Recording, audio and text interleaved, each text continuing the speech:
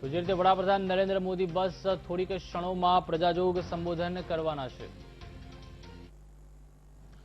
और विश्व भर में फैले भगवान बुद्ध के अनुयायियों को बुद्ध पूर्णिमा की बैसाख उत्सव की बहुत बहुत शुभकामनाएं।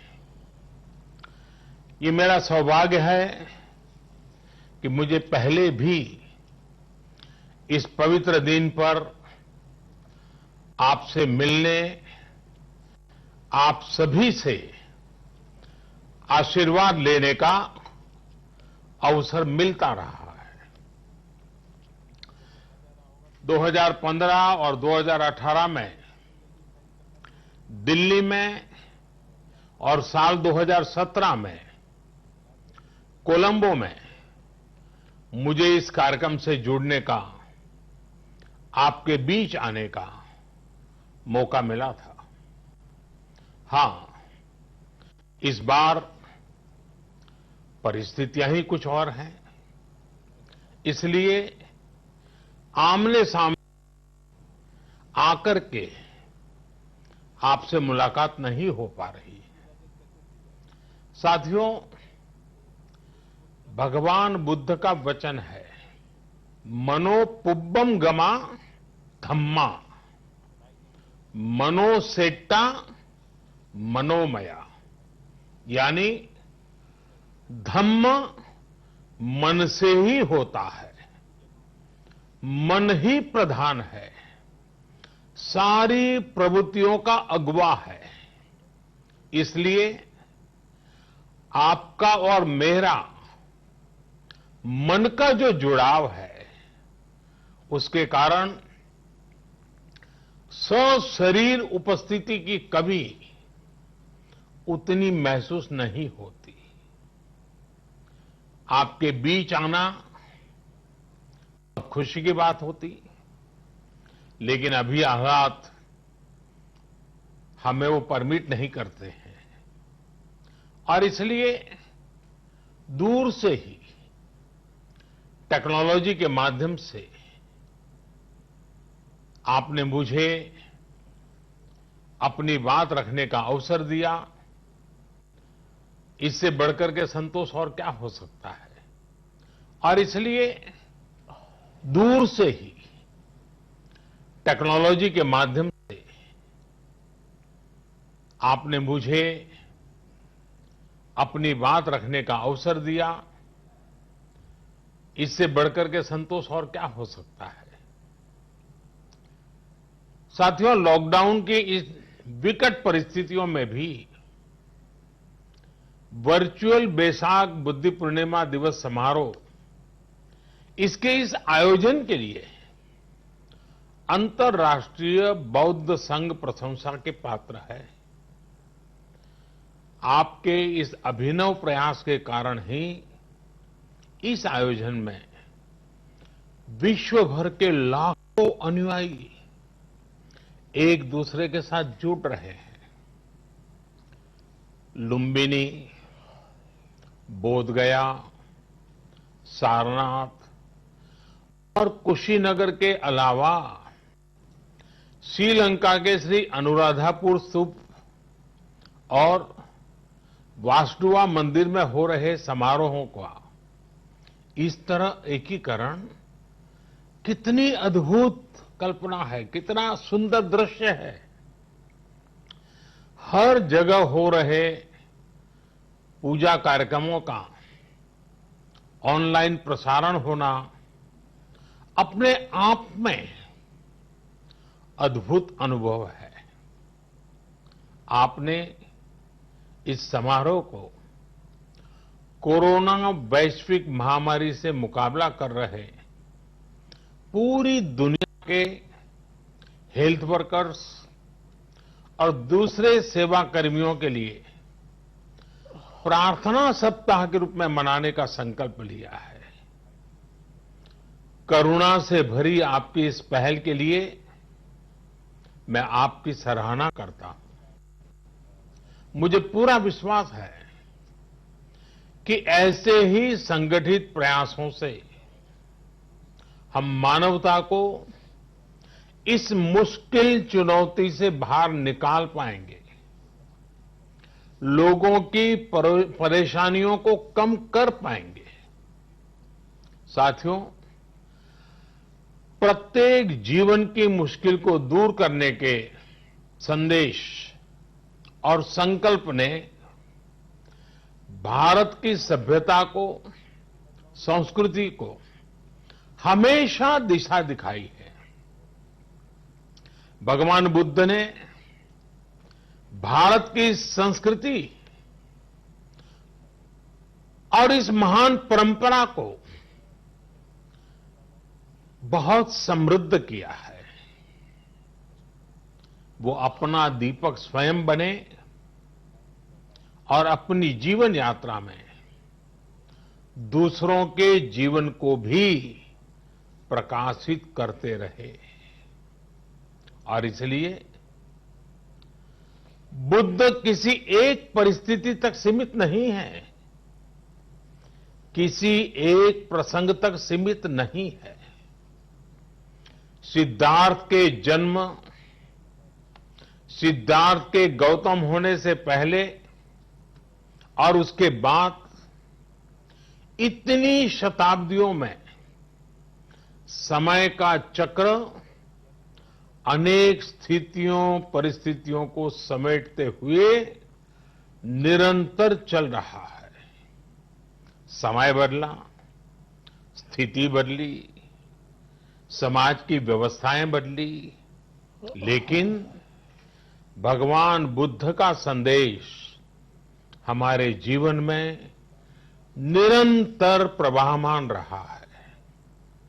ये सिर्फ इसलिए संभव हो पाया है क्योंकि बुद्ध सिर्फ एक नाम नहीं है, बल्कि एक पवित्र विचार भी है। एक ऐसा विचार जो प्रत्येक मानव के हृदय में धड़कता है, मानवता का मार्गदर्शन करता है। बुद्ध त्याग और तपस्या की सीमा है। बुद्ध सेवा और समर्पण का पर्याय है। बुद्ध मजबूत इच्छा शक्ति से सामाजिक परिवर्तन की पराकाष्ठा है। बुद्ध वो है जो स्वयं को तपाकर, स्वयं को खपाकर, खुद को न्योछावर करके पूरी दुनिया में आनंद फैलाने के लिए समर्पित है। और हम सभी का सौभाग्य देखिए, इस समय हम अपने आसपास ऐसे अनेकों लोगों को देख रहे हैं जो दूसरों की सेवा के लिए, किसी मरीज के इलाज के लिए, किसी गरीब को भोजन कराने के लिए, किसी अस्पताल में सफाई के लिए, किसी सड़क पर व्यवस्था बनाए रखने के लिए चौबीसों घंटे काम कर रहे हैं। भारत में, भारत के बाहर ऐसा प्रत्येक व्यक्ति, विश्व के हर कोने में ऐसा प्रत्येक व्यक्ति अभिनंदन का पात्र है, नमन का पात्र है। साथियों, ऐसे समय में जब दुनिया में उथल पुथल है, कई बार दुख, निराशा, हताशा का भाव बहुत ज्यादा दिखता है, तब भगवान बुद्ध की सीख और भी प्रासंगिक हो जाती है। भगवान बुद्ध कि मानव को निरंतर ये प्रयास करना चाहिए कि वो कठिन स्थितियों पर विजय प्राप्त करे, उनसे बाहर निकले। थक कर रुक जाना ये विकल्प नहीं हो सकता। आज हम सब भी एक कठिन परिस्थिति से निकलने के लिए निरंतर जुटे हुए हैं, साथ मिलकर काम कर रहे हैं। भगवान बुद्ध के बताए 4 सत्य यानी दया, करुणा, सुख दुख के प्रति समभाव और जो जैसा है उसको उसी रूप में स्वीकारना, ये सत्य निरंतर भारत भूमि की प्रेरणा बने हुए है। आज आप भी देख रहे हैं कि भारत निस्वार्थ भाव से बिना किसी अपने यहां भी और पूरे विश्व में कहीं भी संकट में घिरे व्यक्ति के साथ पूरी मजबूती से खड़ा है।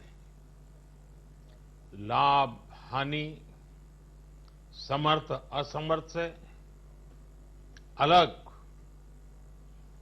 हमारे लिए संकट की ये घड़ी सहायता करने की है।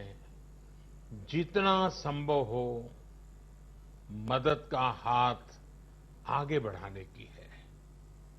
यही कारण है कि विश्व के अनेक देशों ने भारत को इस मुश्किल समय में याद किया और भारत ने भी हर जरूरतमंद तक पहुंचने में कोई कसर नहीं छोड़ी है। भारत आज प्रत्येक भारतवासी का जीवन बचाने के लिए हर संभव प्रयास तो कर ही रहा है, अपने वैश्विक दायित्वों का भी उतनी ही गंभीरता से पालन कर रहा है। साथियों, भगवान बुद्ध का एक एक वचन, एक एक उपदेश मानवता की सेवा में भारत की प्रतिबद्धता को मजबूत करता है। बुद्ध भारत के बोध और भारत के आत्मबोध दोनों का प्रतीक है। इसी आत्मबोध के साथ भारत निरंतर पूरी मानवता के लिए, पूरे विश्व के हित में काम कर रहा है और करता रहेगा। भारत की प्रगति हमेशा विश्व की प्रगति में सहायक होगी। साथियों, हमारी सफलता के पैमाने और लक्ष्य दोनों समय के साथ बदलते रहते हैं, लेकिन जो बात हमें हमेशा ध्यान रखनी है वो ये कि हमारा काम निरंतर सेवा भाव से ही होना चाहिए। जब दूसरे के लिए करुणा हो, संवेदना हो और सेवा का भाव हो तो ये भावनाएं हमें इतना मजबूत कर देती हैं कि बड़ी से बड़ी चुनौती से आप पार पा सकते हैं। सुप्पबुद्धम पबुद्धंति सदा घोतम सावका, यानी जो दिन रात हर समय मानवता की सेवा में जुटे रहते हैं वही बुद्ध के सच्चे अनुयायी हैं। यही भाव हमारे जीवन को प्रकाशमान करता रहे, गतिमान करता रहे। इसी कामना के साथ आप सभी का बहुत बहुत आभार। इस मुश्किल परिस्थिति में आप अपना, अपने परिवार का, जिस भी देश में आप हैं, वहां का ध्यान रखें, अपनी रक्षा करें और यथासंभव दूसरों की भी मदद करें। सबका स्वास्थ्य उत्तम रहे, इसी मंगल कामना के साथ मैं मेरी वाणी को विराम देता हूं। धन्यवाद। सर्वमंगलम।